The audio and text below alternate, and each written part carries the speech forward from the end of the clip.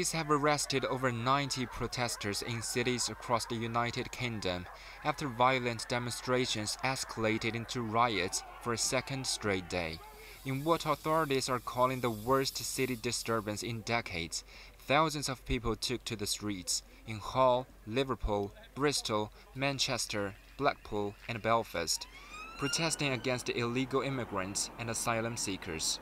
Tensions have been on the rise since last week when 3 girls aged 6, 7 and 9 were stabbed to death in the city of Southport in northern England.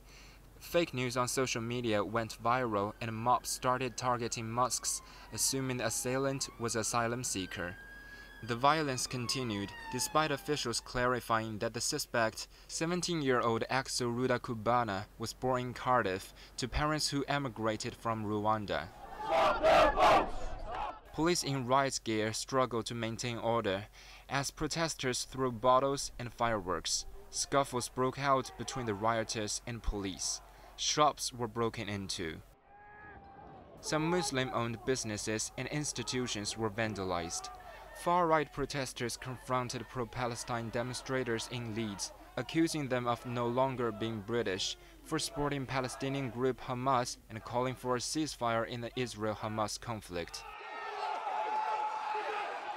Police wielded batons, shields, and even deployed police dogs in an attempt to disperse the demonstrators, but to little effect.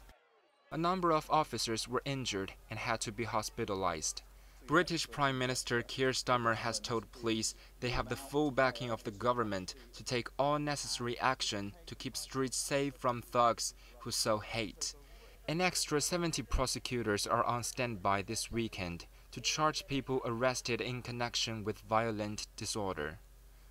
Home Secretary Yvette Cooper said the rioters will pay a price for the vandalism.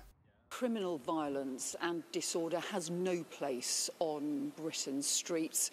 We've been clear to the police that they have our full backing in taking the strongest possible action against perpetrators, including we're making sure that there are more prosecutors, there are sufficient prison places, and also that the courts stand ready, because anyone who engages in this kind of disorder needs to be clear that they will pay the price. More demonstrations are planned for today all across the UK, including a new protest in Southport. Quentin Yang, Cable News.